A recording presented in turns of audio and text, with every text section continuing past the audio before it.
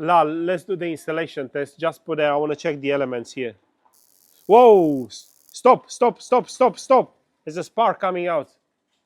Welcome to OGS Mechanics Workshop in North London. I'm George, and here we fix electric cars and combustion engine cars. So follow me for our day-to-day activities translated in videos. In the workshop today, a Nissan Leaf, second generation, and this car has problems with the high voltage system.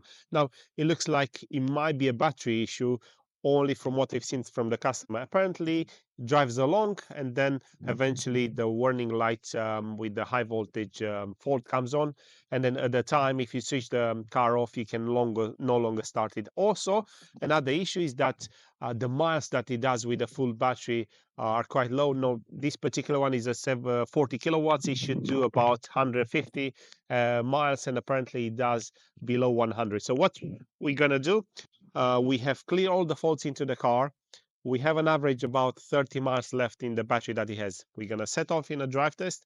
Let's see if we're gonna experience the fault, and then we will take it from there. See whether we have to strip it and what we have to do. Let's go. Current shows us we have about 25% left of the battery, average 34 mile left, and we have no faults related with the high voltage system, just the tire pressure. We have just scanned it, so we are gonna setting off in a drive test, and let's see how this Leaf it's rolling. Now the question is whether we should set off on a longer drive. I mean, no longer than 34 miles, but if the battery, according to the customer, if the battery range drops all of a sudden down, we might be stuck on the motorway, and it's something that we want to avoid by all means. So we guess gonna run around for a little bit and see if it's gonna drop off all of a sudden. So far still shows 32 miles, and it dropped just 1%. But when you accelerate and then decelerate, the percentage of the battery charge drops and then recharge. So we just have to put probably, I don't know, about 10 miles and see exactly.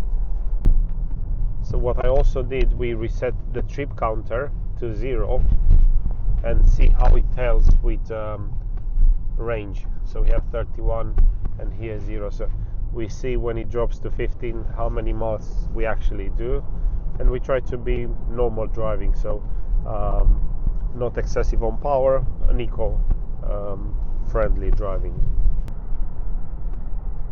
Do you feel lucky today? Huh? We'll see. Motorway? Come on, let's give it a try. Hopefully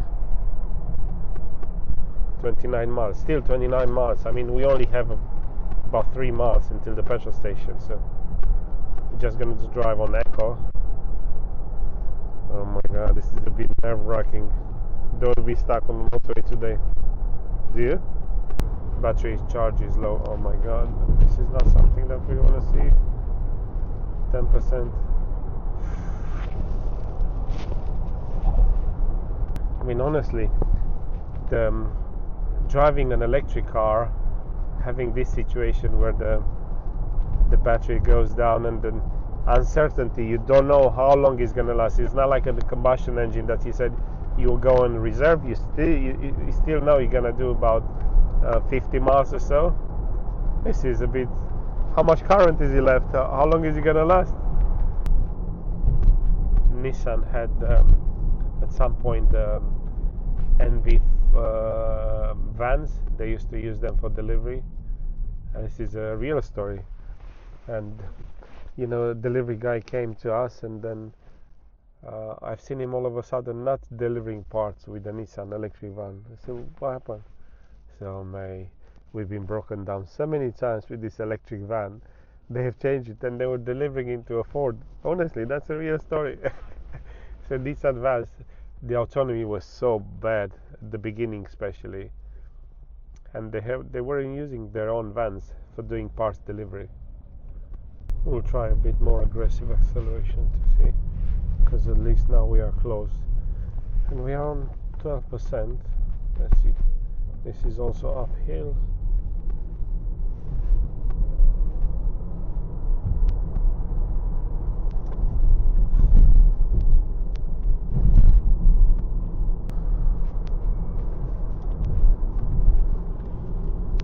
No miles at all, just on time, and we only done 10 miles. Yeah, it's gonna recover anyway from that. But the strange thing is it did not generate a fault. Yeah, it doesn't do the mileage that it was supposed to do, so I suspect we're gonna have some faulty cells inside the battery. Now I want to address that because it is an issue. I don't want to run any more tests as it stands at the moment.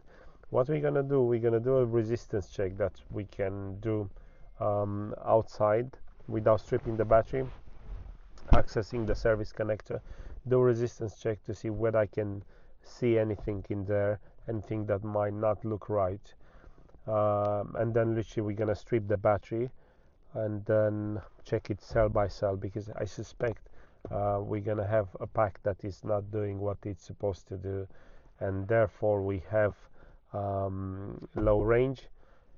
Also, that particular one, intermittent, might trigger an insulation fault that will bring the light on. So let's put it in the workshop, do that insulation test, and then from there we'll proceed in taking the battery off. So what we're gonna do here, we already disconnect the service plug. This is the service plug for the high voltage battery. It's located in here in the central console, back of the central console.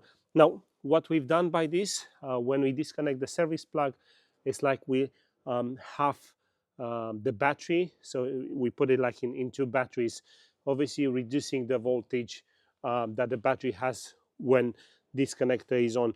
It's a safety measure when you work to high voltage system.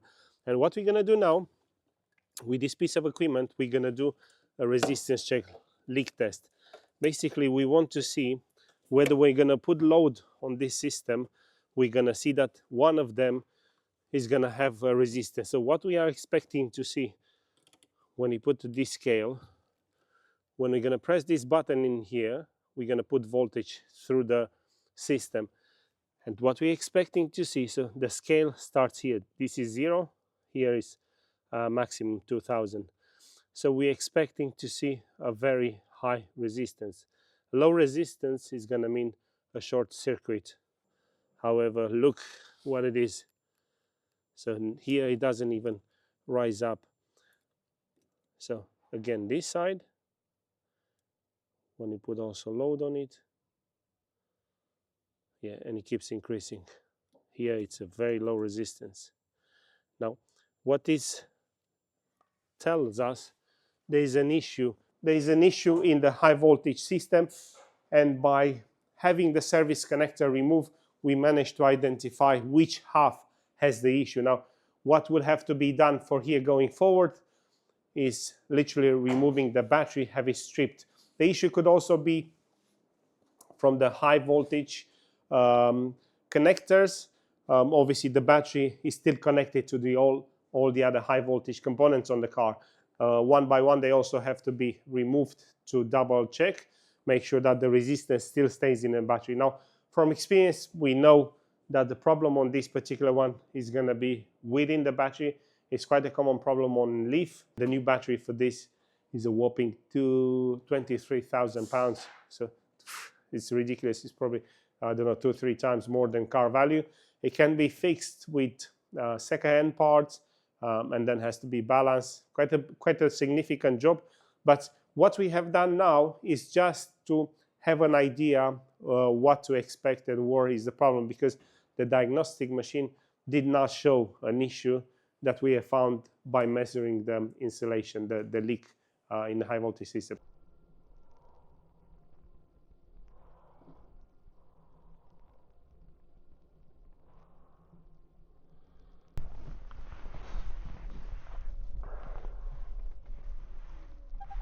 The two things that we're gonna do now is to disconnect the power on the car, starting with the 12 volts. and the high voltage one. Now we are ready to put the car up in the air and drop the battery down. Let's go up. Good. Cooling. Does it have cooling, this battery? I don't think it has cooling. Does it? Does it? No? Yes? No? Maybe? So we will take all the under tray, all the plastics, and then we see the high voltage connectors, and then put the battery on our bench. Is it here? I have to bring it here. Not on this one. This is not gonna last.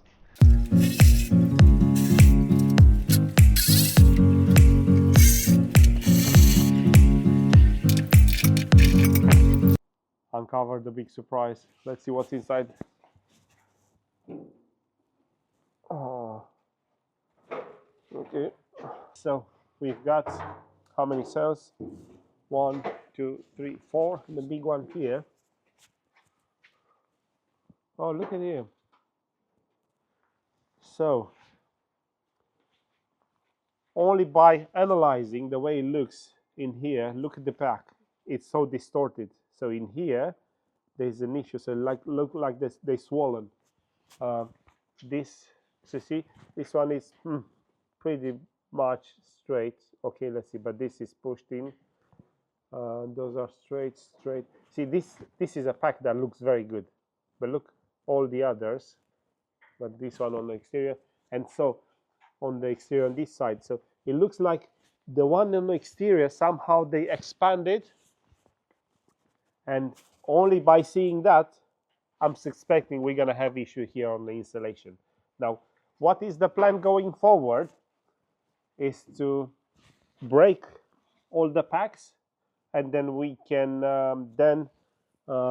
carry on the installation test. So I've got my trainees. So I've got some research in the past. Apparently the rear cell, this is a cell altogether with all the packs, it doesn't have cooling and it heats up quite a lot, and because of that it gets distorted. As you can see, it becomes like a semicircle.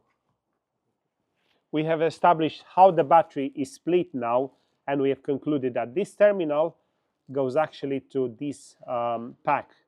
So this pack is made out of 12 cells, obviously in the state that they are. Now, what we have done, we isolated the pack from the rest, and then we've done a resistance check just on this one. So have a look. This is our problem. So it's incredible how this car, how the cells on those cars are in such a bad state, yet we have managed to get drive out of it. So here is a leak. So the cells, they are literally shorting to the ground, yet the car was still drivable. So we managed to drive, even drove it in the workshop. We haven't been broken down, but this is massive. And look at the state, look at the thickness of the bracket of the battery. Yet they have been bent by the battery. Imagine the force inside of those cells when they expanded. This is very common on Leaf, is that it does not have enough cooling, and apparently because of that it ends up in this state. So we're going to take it apart, we're going to do some more checks, and we have to see if we manage to get elements separate, or you have to get a new pack. With the battery module out of place, we are ready to remove all the securing bolts and have the battery out. So let's go. So what it is, when we take the last bolts from the side bracket, the bracket's literally been pushed out. Have a look in here. So if we are to install the battery as it is now, we won't be able to put the bolts on one side. Imagine the force in this battery when it's been expanded. Oh my God.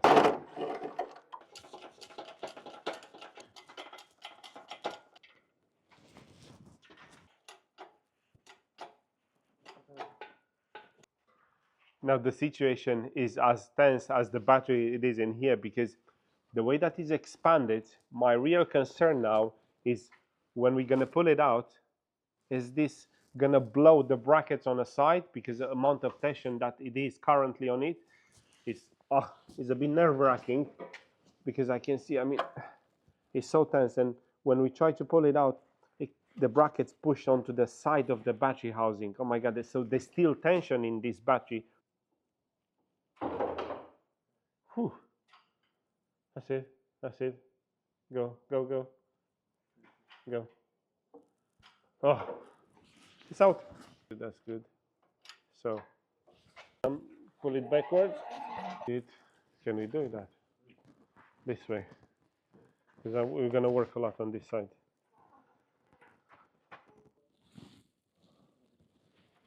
It's fine. The eagle has landed. First of all, what we're going to do, we're going to remove this side where we can still, we're going to access the ports to measure the batteries. Still tension in it, still. And in us, not just in the battery.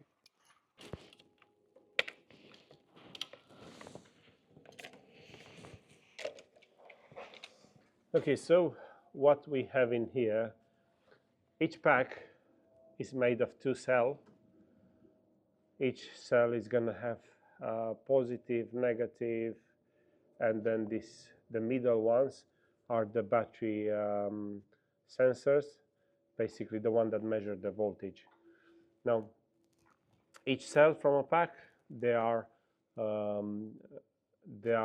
joined in serial. So in series, all the elements on the high voltage battery are connected in series. There's no parallel connection.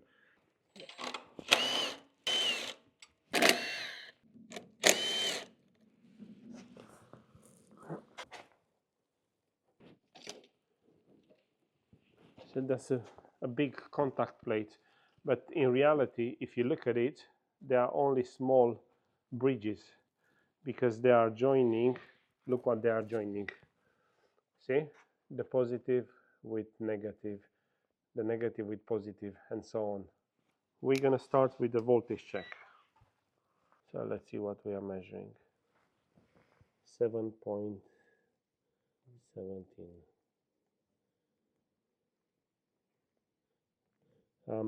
Another important aspect, the difference between the cell, it should not exceed 0.02 volts. So they pretty much have to be bang on for a battery to operate fine, because any discrepancy might put the battery out of operation altogether, because the battery module is going to sense the difference, is going to turn this off. But if they are still within the range that BMS is going to allow the functionality, that particular cell that has a lower voltage is going to be affected. So it's very important they are bang on. We do expect that on this particular one, we are going to have a difference. So let's see, 7.14 altogether so far, 7.2. So this is what I was saying. 11, 10, 10. So this is our, what's this one? This was the one, yeah. Okay, but you see, although the voltage test is kind of okay, but 7.10 versus 7.16, 17, this is quite a significant difference. It's not good. 7.06. My God, this is quite a lot. As we go towards the ends of the pack, they look to have more charge than the rest of them. So end of the pack, each side it has more charge. Is an interesting one. Now we're gonna do an installation test to see whether we're gonna see anything different than what we've noticed where it was shorting on this element. So will we have another element that is shorting? Is there anything else other than that? Obviously, for certain, one has to be replaced, but we won't be able to fit this battery back in situ as it is, because we won't be able to put those brackets on. So purely for for cosmetical point of view or physical point of view, because we cannot reassemble, we'll have to replace more elements than just the one faulty. But yeah, let's see what else we're gonna find on an installation test. And also the balancing is not quite right, it's not what I would like to see, so that's also going to be something we need to address. Now is the time to do the installation test on each cell separately, not as we've done it before. So because we have everything dismantled, we're going to do installation test to see if we're going to reveal any faulty cell other than the one we already know because we've physically seen. Now when we measured them, the voltage was pretty much the same, not as what we like to see, but according to that, nothing really obvious that we have a faulty cell. Now we know there is one for definite. Are we going to reveal any more?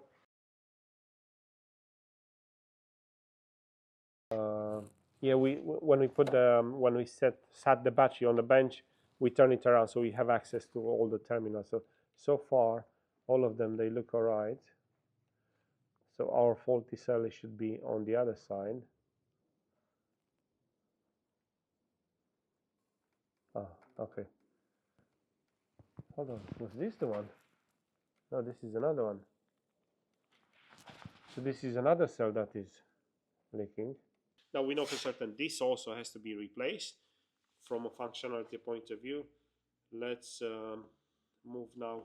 Ideally, I would like to do a load test on them as the way they are, so we know exactly their condition.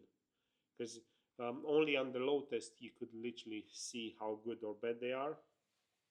And so far, the insulation test and the voltage have revealed some information, but not enough to have a clear conclusion. This is the step where we're gonna get more data out of the cells. And what we have done, we have numbered them because we are going to record what exactly is it going to happen with them under load. What this under load means, we have a simple battery tester which we will apply to each cell, and then we're gonna hit the test button.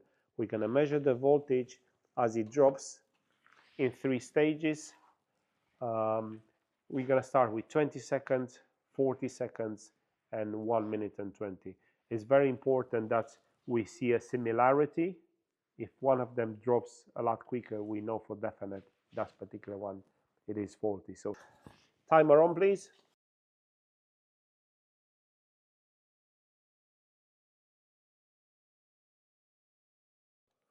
Okay, so 7:15.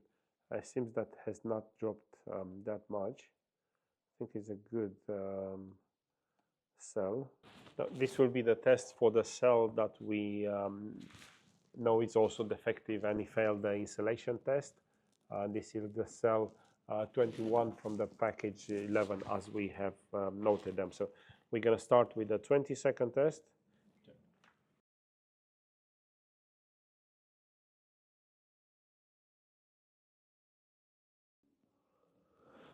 So still 7.1 after 20 seconds.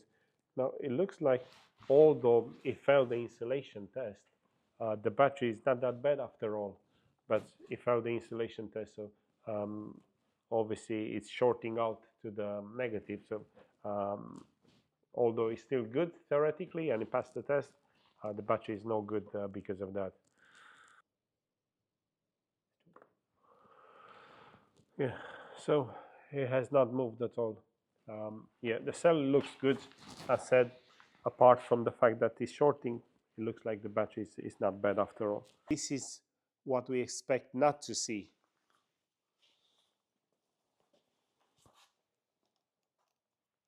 The scale, it should not go down, and if you can hear it,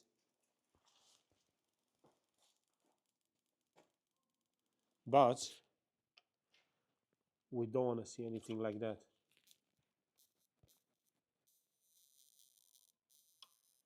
Here's a problem where this battery is shorting, and let me show you why. Because one of the cells in here is shortened.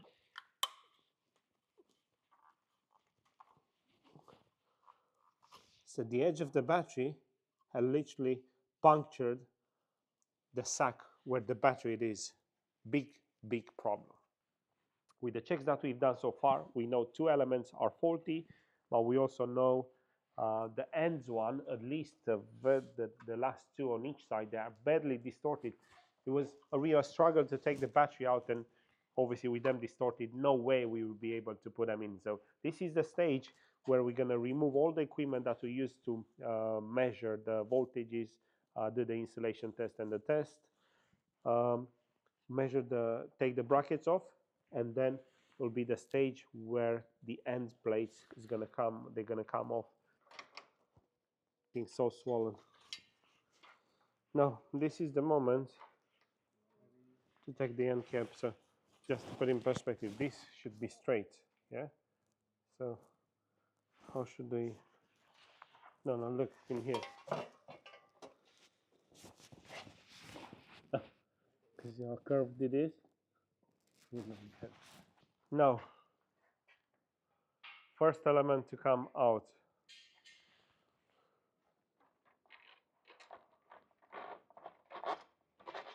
Look at it. It's about close to a centimeter. Out.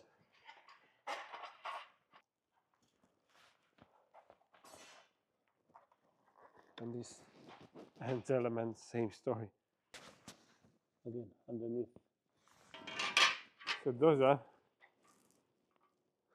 they should be straight. They should become on each other. However, look at the gap. It's going to be an expensive shopping list. Yeah.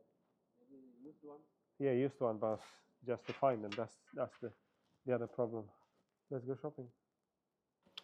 We've got delivery. So basically what we have in here should have some cells to replace the end brackets.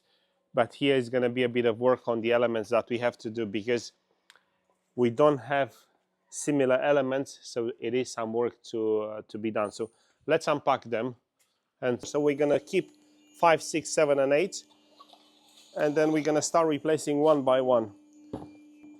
This bracket is not the same on this one, and the reason it's not the same, the packs that we have are from the these are the inside pack of the battery. So basically the Leaf, the way its battery is designed, it's got a unit here and another one here, each one having 12 pack of those. They're exactly the same. The only difference is the bracket that holds the rear pack in place is different. So the housing, see this one.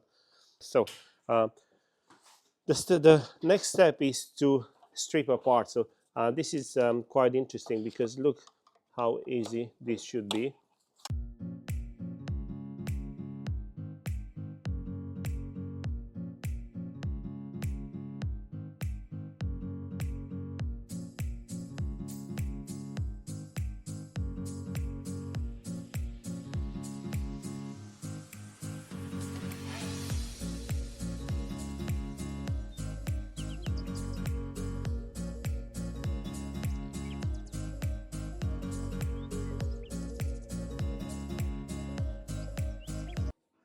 We're down to the last pack that we have to do.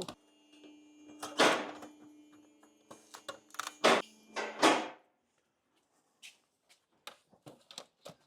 want to make sure that we don't have any big differences between elements. What I'm expected to see 7.1.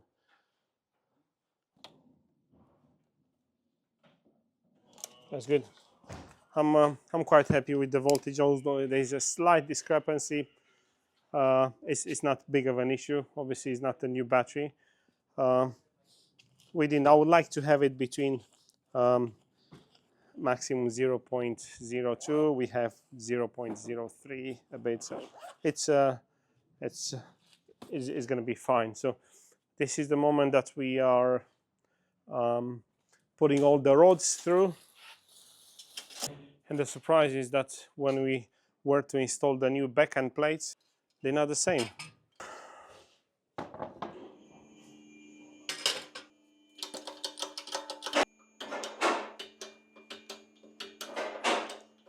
It's coming back to. It's incredible what force those battery had. I think it's quite good.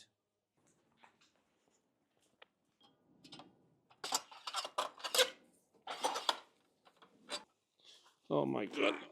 Here's gonna be.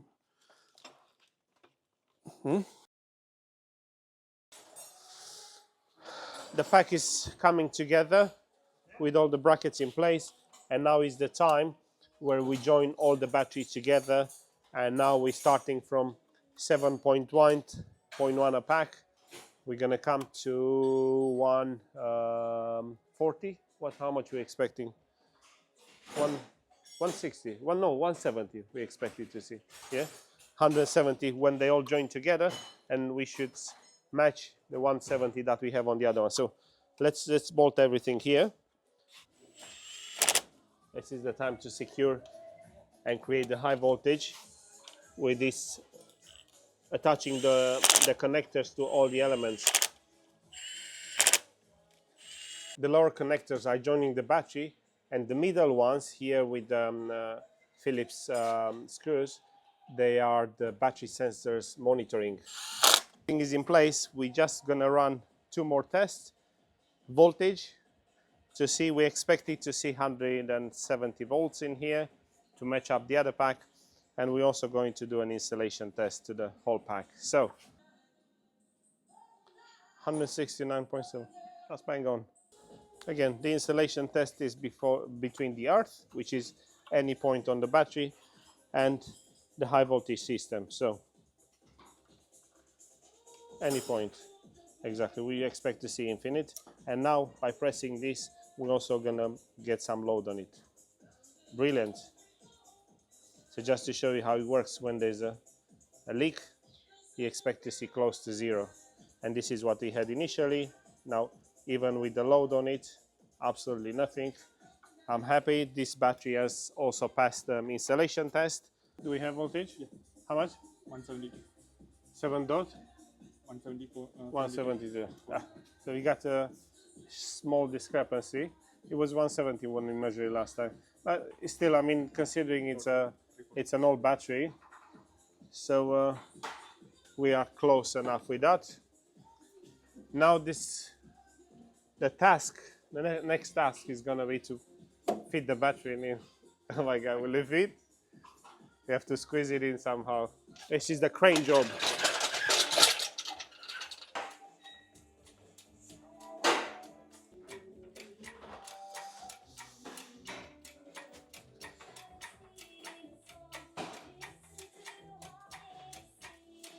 Okay, so pull the crane a bit out. Well, how in the battery is now in place. It's the moment to secure it, connect all the wiring, the control unit, and then the cover back in place. So soon we'll be ready to put it on. It wasn't definitely the easiest of the jobs, and the problem is that although we have new elements, they still slightly expanded and a bit tight to go in it, but we are getting there.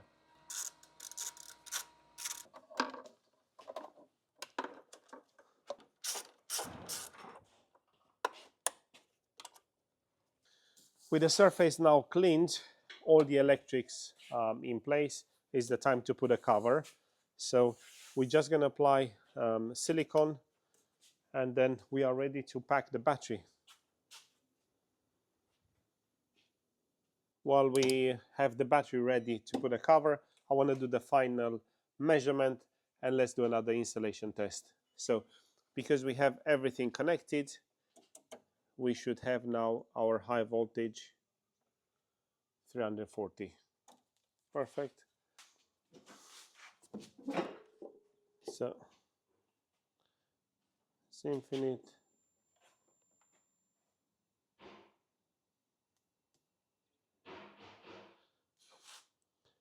For some reason, we have a resistance that's over 50 mega ohms, close to 100.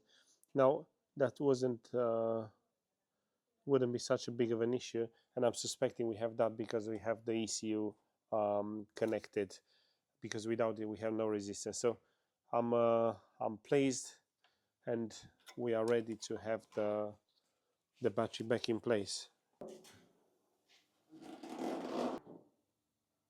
Ready?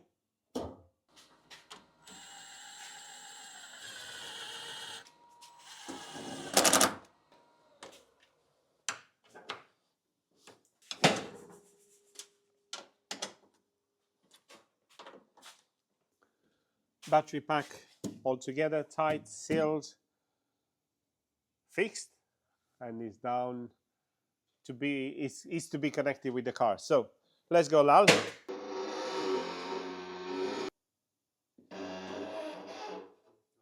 Come, come, come, come. Yeah, come on. Yeah, here we go.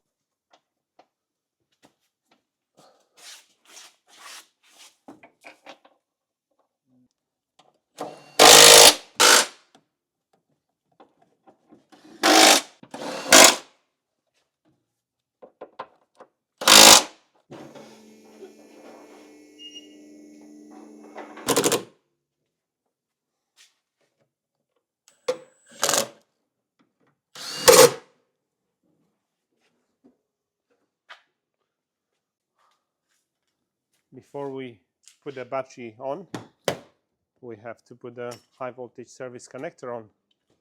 It's actually not it.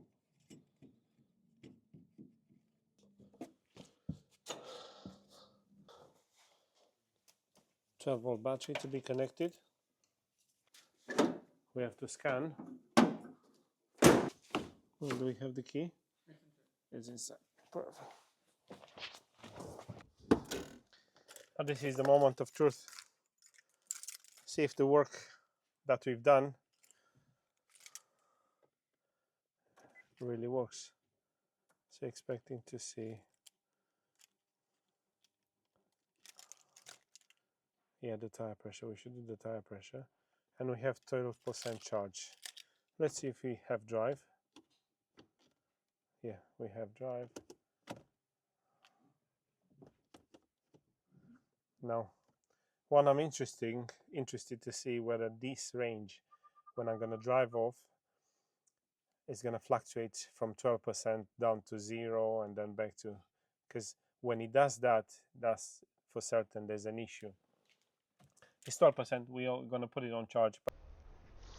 After the repair, we left it on charge overnight, which it should give us a fully charged.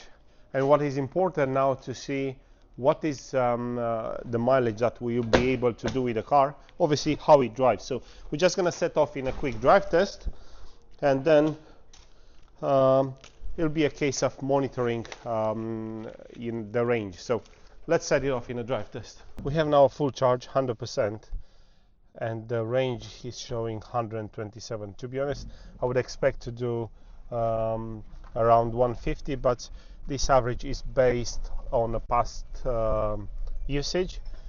So with the battery being in a better state now, I would expect that this is gonna do more. So before it was showing about the same on a full charge, but we did not manage to do that.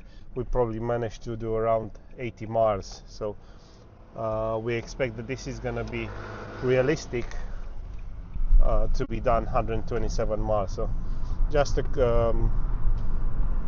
drive test around the workshop. This road test it's been just to make sure everything is fine. We're gonna have it in a longer road test on the motorway, and then we will probably conclude the work and have the car returned to the customer. But before that, a longer road test, just to have a better understanding of the range and how the car behaves under load. So far, we've charged the battery, and then we've done a run up. Now, the mileage, the range that we get out of it is about 95, and is not quite okay, because although it's not a new battery, we should get at least 120, 130. And we know why this is, And what we're gonna do now, we're gonna balance the battery, and let's see how it looks like. So currently we have the battery fully charged, and we see a discrepancy now. The one in white, so this is the difference between the cells, and those gaps here are our cells. It's interesting that it's quite a bit of difference between them, but what I'm going to do is to balance the battery. How are we going to do that? This is pretty simple actually. It could also be done with the battery on the bench, but it's also easy to be done like that. So we basically going to leave the car with the ignition on. We might have to leave that probably for a day or longer. And what it does, the battery monitoring, the control unit, is going to equalize the cells. So it's going to take charge from once and put it into the other. So currently we have a difference of 166 millivolts. Ideally, we have to get to 20. Not sure if we're going to get to that, but we have a full charge, because only when it's full charge it can transfer charge to balance the cell. So we're gonna leave it probably for a day, and let's see where we can drop it up to. We might have to leave it longer, but we're gonna start with a day. 167 currently. We'll see how it's gonna be after a day.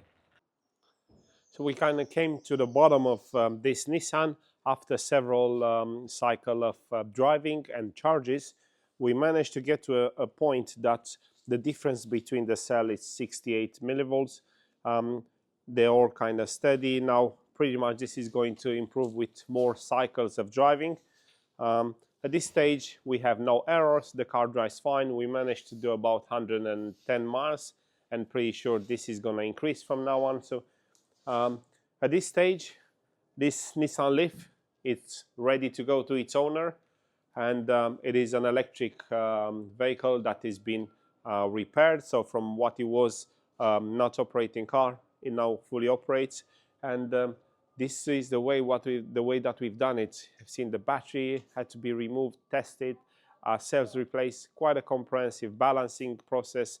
Balancing can be done in two ways: one on the bench, another one while driving. I think on the next video we're gonna do one on the bench to show. But this is the job with Nissan Leaf repaired with the battery fault in a high voltage system. If you like this video, subscribe, follow me for more videos related to electric car repairs and car in general's repair. So I'll see you next time.